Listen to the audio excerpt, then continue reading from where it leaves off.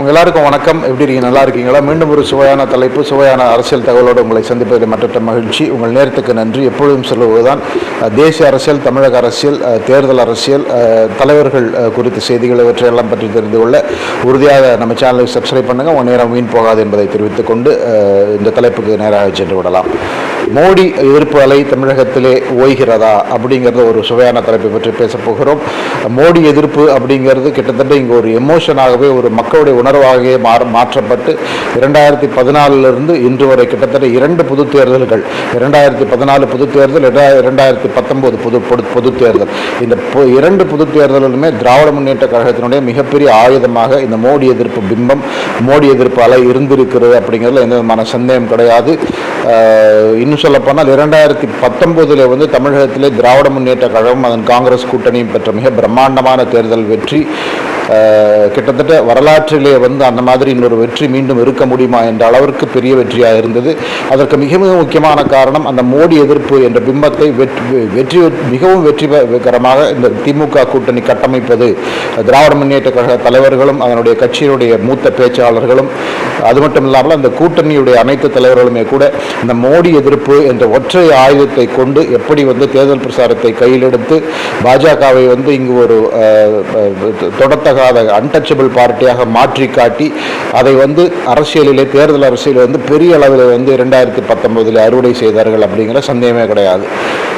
இன்னுமே சொல்லப்போனால் பாஜக, டெல்லியை ஆட்சி செய்கின்ற பாஜக, அதாவது 2014-19 ஆட்சி முடிந்து 19 மீண்டும் பிரதமராக மோடி போட்டியிட்ட பொழுது கூட அன்றைக்கு மத்திய அரசை எதிர்க்கக்கூடிய ஒரே ஆயுதமாக, பெரிய ஆயுதமாக மோடி தமிழக அரசியலின், தமிழக மக்களுடைய எதிரி, தமிழக மக்களுடைய எண்ணங்களுக்கும் அவருடைய ஆசைகளுக்கும் எதிராக செயல்படக்கூடிய நபர் என்ற ஒரே ஒரு பிம்பத்தை வச்சு தான் அன்னைக்கு தேர்தலை சந்தித்தார்கள்.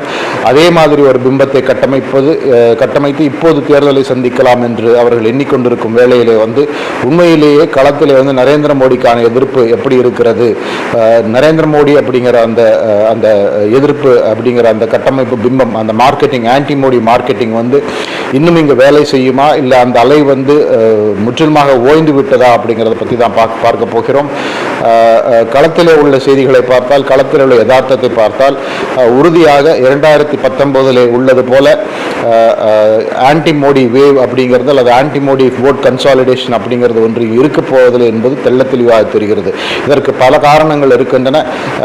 அதில் மிக மிக முக்கியமான காரணம் தமிழக பாஜக தலைவராக அண்ணாமலை தன்னுடைய IPS பதவியை ராஜினாமா செய்துவிட்டு 2 ஆண்டுகளுக்கு முன்பு இந்த தலைவராக சேர்ந்ததற்கு பிறகு அண்ணாமலையை பொறுத்தவரை அவருடைய ஒரே ஒரு நோக்கம் இங்கே அந்த ஆன்டி மோடி சென்டிமெண்ட்ஸை விலக்கிவிட்டு மக்களுக்கு மத்திய அரசினால் என்ன நன்மைகள் விளைகின்றன, எப்படி நாடு முழுவதுமே மோடி மக்கள் ஆதரவு திட்டங்களை, மக்கள் நலத்திட்டங்களை செயல்படுத்தி வருகிறார். அந்த மக்கள் நலத்திட்டங்கள் உடைய நலன் இங்கு கிடைத்தும் கூட அது மத்திய அரசு திட்டம் என்று கூட தெரியாமல் அதுக்கு மாநில அரசினுடைய அந்த பெயர் வைக்கப்பட்டு மாநில அரசு இங்கே ஸ்டிக்கர் ஒட்டுறாங்கன்னு சொல்றாங்க.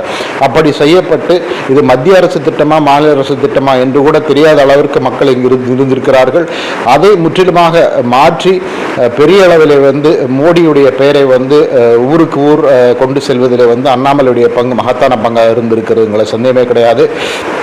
இனிமேல் சொல்லப்போனால் அதற்கு முன்பு இங்கு மாநிலத்தில் இருந்த இப்போது தென் சென்னையிலே போட்டியிடும் தமிழிசை சவுந்தரராஜன் அவர்களும் அவங்க தமிழ்நாட்டில் பாஜக தலைவர் இருந்தார்கள். அதற்கு பிறகு எல்முருகன் பாஜக தலைவர் இருந்தால் அவர்களுடைய காலத்தில் இருந்தும் கூட இந்த மோடி எதிர்ப்பு அப்படிங்கிற ஒரு பிம்பத்தை எதிர்த்து கடினமாக வேலை செய்தாலும் அவர்களுக்குள்ள அந்த பர்சனாலிட்டி அட்வான்டேஜ் டிஸ்அட்வான்டேஜ்னால அதனால் பெரிய அளவில் வெற்றியிடவில்லை. ஆனால் அண்ணாமலை தனக்குள்ள பர்சனாலிட்டி, தனக்கு இளைஞர்களுடைய உள்ள செல்வாக்கு, புதிய வாக்காளருடைய ஒரு செல்வாக்கு, தன்னுடைய IPS பேக்ரவுண்ட், தன்னுடைய எளிமையான ஒரு பேக்ரவுண்ட் வந்த தலைவர் அப்படிங்கிற அந்த ஒரு பொசிஷன், அவற்றையெல்லாம் வைத்து மிகப்பெரிய அளவில் இந்த ஆன்டி மோடி சென்டிமெண்ட்டை மாற்றிட்டார் அப்படிங்கிறதுல எந்த விதமான சந்தேகம் கிடையாது.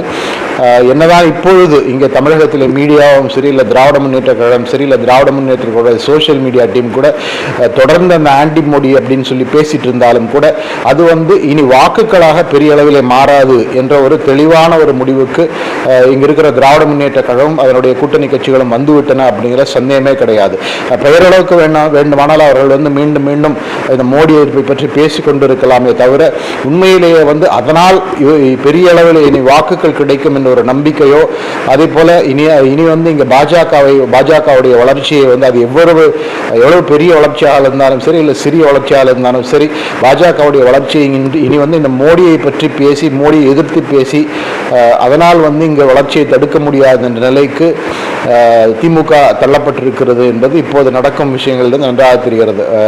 ஒன்று நம்ம ஏற்கனவே சொன்னது மாதிரி பாஜக தலைவர் அண்ணாமலை இங்கே எடுத்திருக்கும் நடவடிக்கைகள், இன்னொன்று பிரதமர் நரேந்திர மோடியை கூட எடுத்திருக்கும் பல முயற்சிகள், குறிப்பாக புதிய நாடாளுமன்ற கட்டிடத்தினுடைய திறப்பின் போது தமிழகத்திலிருந்து பல மத குருமார்களை அழைத்து அவர்களிடத்தில் செங்கோலை பெற்று அந்த செங்கோலை புதிய பாராளுமன்ற கட்டடத்தில் நிறுவியதன் மூலமாக பெரிய அளவில் இங்கே மக்களிடத்திலே மோடியுடைய பெயர் ஓரளவுக்கு நிலை பெற்றது அப்படிங்கிற சந்தேகமே கிடையாது. இன்னொன்று பல மத்திய அரசு திட்டங்களால் இங்கே மக்களுக்கு என்ன நலன் கிடைக்கிறது என்பதை தொடர்ந்து இங்கு தமிழக பாஜக தலைவர் அண்ணாமலை எடுத்து சொல்லி வந்திருக்கிறார். இன்னும் சொல்லப்போனால் அவருடைய எண்மண் எண்மக்கள் யாத்திரை, தமிழ்நாடு தழுவிய யாத்திரை கிட்டத்தட்ட 3-4 மாதங்கள் நடந்த நெடிய யாத்திரையுடைய ஒரு ஒற்றை நோக்கமே இங்கு மோடி எதிர்ப்பு அப்படிங்கிற அந்த பிம்பத்தை உடைத்தெறிந்து மோடி ஒரு நல்ல தலைவர், மோடி ஒரு சாதனை படைத்துள்ள பிரதமர் அப்படிங்கிற ஒரு பிம்பத்தை உருவாக்குவதற்குத்தான் மிக மிக கடினமாக போராடினார்கள். இதில் முக்கியமாக இன்னொரு சுவையான விஷயம் நம்ம பார்க்க வேண்டியது 2019 தேர்தலை பொறுத்தவரை அன்றைக்கு திமுக கூட்டணி, திமுக காங்கிரஸ் கூட்டணிக்கு இருந்த மிகப்பெரிய ஒரு பலம் என்ன என்று சொன்னாக்க, 2014-19 ஆட்சி செய்த பாஜக அரசு 2019 தோற்று மீண்டும் காங்கிரஸ் கூட்டணி ஆட்சி தான் டெல்லியில் வருங்கிற ஒரு பெரிய அளவிலான ஒரு மக்கள் மனநிலை இங்கு இருந்ததுங்கிறத யாரும் மறுக்க முடியாது. வட மாநிலங்களிலே அல்லது மத்திய இந்திய மாநிலங்களிலே பாஜக மீண்டும் வரும் என்று மக்கள் நினைத்திருந்தாலும் கூட தென் மாநிலங்களிலே, குறிப்பாக தமிழகம், கேரளம், அந்த 2 மாநிலங்களுமே 2019 தேர்தலை பொறுத்தவரை மீண்டும் மோடி தோற்று விடுவார், மோடி 2வது முறையாக ஆட்சிக்கு வருவது கடினம், ராகுல் காந்தி பிரதமராக வருவார், ராகுல் காந்தி தலைமையில் திமுக இடது லெஃப்ட் பார்ட்டிஸ் இவங்கெல்லாம் கூட்டணி ஆட்சி அமைப்பார்கள் என்ற ஒரு பெரிய ஒரு நம்பிக்கை இருந்ததில் எந்த மாதிரி சந்தேகம் கிடையாது. அந்த நம்பிக்கையுமே கூட அந்த மோடி எதிர்ப்பு அப்படிங்கிற சென்டிமெண்ட் நன்றாக வேரூன்றுவதற்கு ஒரு மிகப்பெரிய ஒரு காரணம்ங்கிறது எந்த விதமான சந்தேகமே கிடையாது. முக்கியமாக நம்ம பார்க்க வேண்டியது இந்த மாதிரி மார்க்கெட்டிங் சம்பந்தப்பட்ட விஷயங்கள் சைக்கலாஜிக்கலி பெர்செப்ஷனுங்கிறது ரொம்ப முக்கியம். மக்கள் என்ன நினைக்கிறார்கள், அதாவது நம்ம நினைக்கிறது நிஜமா இல்லையாங்கிறது வேற, ஆனால் நம்முடைய மனதில் என்ன வேரூன்றுகிறது, நம்ம மனத்தில் அந்த இமேஜினால என்ன வேரூன்றுகிறது அப்படிங்கிறது அந்த பெர்செப்ஷன். அந்த பெர்செப்ஷனில் உறுதியாக அந்த தேர்தலில் பாஜக தோற்றுவிடும், ராகுல் காந்தி பிரதமராக வருவார் அப்படிங்கிற ஒரு நம்பிக்கை தமிழகத்தில் பெரிய அளவில் இருந்தது, கேரளத்திலும் பெரிய அளவில் இருந்தது. எந்த அளவுக்கு இருந்ததுன்னு சொன்னாக்க, அந்த தேர்தல் முடிவுகள், அந்த லோக்சபா தேர்தல் முடிவுகளில் கேரளத்தில் பொறுத்தவரை 20 பாராளுமன்ற தொகுதிகள், அந்த 20ல் 19 தொகுதிகளில் காங்கிரஸ் மிகப்பெரிய ஒரு வெற்றியை பெற்றது. அதற்கு ஒரு காரணம் ராகுல் காந்தி மீண்டும் பிரதமராக வருவார் என்பது. இன்னொன்று ராகுல் காந்தி கேரளத்தில் வயநாட்டில் போட்டியிட்டது, அதனுடைய கேஸ்கேடிங் எஃபெக்ட். வயநாடு தொகுதியில் கேரளத்தில் ராகுல் காந்தி போட்டியிடுகிறார், அடுத்து பிரதமர் போட்டியிடுகிறார் என்று தான் பிரசாரமே நடந்தது. அதனாலே கேரளத்தில் மிகப்பெரிய வெற்றி. அதே ஒரு நம்பிக்கை இங்கே தமிழகத்தில் கூட வாக்காளர்களுக்கு இருந்ததுனாலே தமிழகத்தில் 39 தொகுதிகளில் 38 தொகுதிகள் பெரிய வெற்றி திமுக கிடைச்சது. நம்ம ஏற்கனவே பார்த்த மாதிரி ஒரு வரலாற்று சிறப்புமிக்க வெற்றி அல்லது ஹிஸ்டாரிக்கல் வின்னு சொல்லலாம். 38 தொகுதிகளில் பல தொகுதிகளில் வெற்றி பெற்ற திமுக கூட்டணி பெற்ற வாக்கு சதவீதம் 55-56% மேலே. உதாரணத்துக்கு கனிமொழி கருணாநிதி பெற்ற வாக்கு சதவீதம் 58.5%, தென்சேனையில் தமிழச்சி சங்க தங்கபாண்டியன் பெற்ற வாக்கு சதவீதம் 53%, தர்மபுரியில் டிஎன்வி செந்தில்குமார் பெற்ற வாக்கு சதவீதம் கிட்டத்தட்ட 49%, மதுரையில் கம்யூனிஸ்ட் கட்சி கூட்டணியில் போட்டியிட்ட சு வெங்கடேசன் பெற்ற வாக்குகள் கிட்டத்தட்ட 48%. இந்த மாதிரி கிட்டத்தட்ட தமிழ்நாடு முழுவதுமே மினிமம் 45% ஓட் ஷேர் பெற்றிருந்தாங்க. பல இடங்களில் 50க்கும் மேற்பட்ட சதவீத ஓட் ஷேர் அன்னைக்கு திமுக கூட்டணி பெற்றிருந்தது. இதற்கு மிகப்பெரிய ஒரு காரணம் உறுதியாக ஒன்று மோடி தோற்று விடுவார் என்ற ஒரு பெர்செப்ஷன், இன்னொன்று இங்கே நடந்து வந்த ஆன்டி மோடி பிரச்சாரம், மோடி எதிர்ப்பு பிரச்சாரம் பெரிய அளவில் மக்கள் மனதிலே சென்று அடைந்தது அப்படிங்கிறது எந்த விதமான சந்தேகம் கிடையாது. அதனால்தான் தொடர்ந்து இங்கு வந்து ஆட்சிக்கு எதிராக என்ன ஒரு எண்ணங்கள் வந்தாலுமே அது அப்ப இருந்து சரி, அதே மாதிரி தொடர்ந்து கிட்டத்தட்ட 6 மாதம் முன்பு வரை வந்து எந்த ஒரு வாக்குறுதிகளை பற்றி கேள்வி எழுந்தாலும், என்ன ஒரு ஆளுங்கட்சி மக்களுக்கு என்ன செய்யுது என்ற கேள்வி எழுந்தால் அதற்கான உடனடியான பதில் என்ன பார்த்தீங்கன்னாக்கா, மோடியை பற்றி பேசுவது, மோடி அரசு நிதி கொடுக்கவில்லை என்று சொல்லுவது, அந்த மாதிரி பல விஷயங்கள். ஆனால் உண்மையிலேயே வந்து பல வாக்குறுதிகள், முக்கியமான வாக்குறுதிகள், அதாவது போன பாராளுமன்ற தேர்தலில் வந்து திராவிட முன்னேற்ற கழகம் கொடுத்த மிக மிக முக்கியமான வாக்குறுதி வந்து நீட்டை ஒழிப்போம் என்ற வாக்குறுதி. நாங்கள் வந்து மீண்டும் வெற்றி பெற்று ஆட்சிக்கு வந்தால் ஒரே கையெழுத்தில் வந்து நீட்டை ஒழித்து விடுவோம்னு சொல்லி 2019 பாராளுமன்ற தேர்தலிலும் சொன்னார்கள், 2021 சட்டமன்றத்திலும் தேர்தலிலும் சொன்னார்கள். ஆனால் நீட்டை எதிர்த்து சட்ட ரீதியாக ஒன்றுமே செய்ய முடியவில்லை, லீகல் ரீகோர்ஸ் எதுவுமே கிடையாது. அப்படிங்கிறதை அறிந்த பிறகு இப்பொழுது வந்து அந்த வாக்குறுதி வந்து நிறைவேற்ற முடியாமல் போய்விட்டதுங்கிறதுல எந்த விதமான சந்தேகம் கிடையாது. நீட் எதிர்ப்புங்கிறதை கூட ஆன்டி மோடி, அதாவது மோடி எதிர்ப்பாக மாற்றி பெரிய அளவில் அன்றைக்கு கதை புனைந்தார்கள் என்பது எந்த விதமான சந்தேகம் கிடையாது. இந்த மாதிரி பல ஃபேக்டர்ஸை வைத்து பார்க்கும்பொழுது இப்போது வந்து அதே கதையை வந்து மீண்டும் சொல்லுவது, அந்த ஆன்டி மோடி சென்டிமெண்ட் வந்து தொடர்ந்து கட்டமைப்பதுங்கிறது கிட்டத்தட்ட இயலாத காரியமாகிவிட்டது என்பதாலே புது ஒரு பேக்கை வந்து இப்பொழுது எழுதியிருக்காங்க, புதிதாக ஒரு பிரசார ஆயுதம். அந்த ஆயுதம் என்னென்னு பார்த்தீங்கன்னா வந்து மோடி எதிர்ப்பு, மோடி தாக்குதல்கள் மற்றும் பற்றி ஜாஸ்தி பேசாமல் மீண்டும் மோடி ஜெயிச்சா என்ன ஆகும், மீண்டும் மோடி வெற்றி பெற்றால் என்ன ஆகும்னு சொல்லிட்டு ஒரு அச்சத்தை கிளப்பக்கூடிய ஒரு பிரசாரத்தை தான் இப்போது புதிதாக கையில் எடுத்திருக்கிறார்கள். அதாவது வந்து உறுதியாக திராவிட முன்னேற்ற கழகமும் அதனுடைய கூட்டணி கட்சிகளுமே கூட காங்கிரஸோ அல்லது காங்கிரஸ் கூட்டணியோ டெல்லியிலே ஆட்சிக்கு வரும் என்ற ஒரு நம்பகத்தன்மை முற்றிலுமாக அவர்களுக்கு இல்லை என்பதாலே வந்து மீண்டும் எங்கள் ஆட்சி வந்தால் இது செய்வோம், மீண்டும் ராகுல் பிரதமரால் இது செய்வோம் அப்படிங்கிற ஒரு பேச்சுக்கு இடமில்லாமல் போய் மீண்டும் மோடி ஆட்சி அமைத்தால் இது நடந்துவிடும், மீண்டும் மோடி ஆட்சிக்கு வந்தாக்க வந்து மீண்டும் தேர்தல்கள் நடக்கவே நடக்காது, மீண்டும் மோடி ஆட்சிக்கு வந்தால் வந்து இங்கே வந்து நம்மளுடைய குலதெய்வங்களுக்கு செய்கின்ற அந்த வழிபாட்டு முறைகளால் அந்த கடா வெட்டுவது போன்றவற்றையெல்லாம் செய்ய முடியாதுன்னு இந்த மாதிரி பலவிதமான ஒரு பிரசாரங்களை செய்து அதன் மூலமாக மோடி அரசு மீதான ஒரு வெறுப்பை விதைக்கத்தான் முயற்சி செய்கின்றன தவிர மோடி அரசின் திட்டங்களுக்கு மாற்றாக என்ன திட்டங்களை அவர்கள் கொண்டு வருவார்கள் அப்படிங்கிற ஒரு கேள்விக்கு எந்த விதமான விடயம் இல்லைங்கிறது தான் உண்மை அப்படிங்கிறது தெள்ள தெளிவாக தெரிகிறது. காங்கிரஸ் கட்சியினை பொறுத்தவரை தேசிய அளவில் வந்து அவங்களும் வந்து தொடர்ந்து அந்த ஆன்டி மோடி சென்டிமெண்ட்ஸ் மட்டும்தான் அவங்க வந்து எலக்டரல் கார்டாக, ட்ரம்ப் கார்டாக வச்சுட்டு இருக்காங்க. பல கிட்டத்தட்ட 2 ஆண்டுகளை வந்து மோடிக்கும் அதானிக்கும் உள்ள தொடர்புகள், மோடிக்கும் பிஸ்னஸ் ஹவுசஸ்களும் தொடர்புகள், மோடி வந்து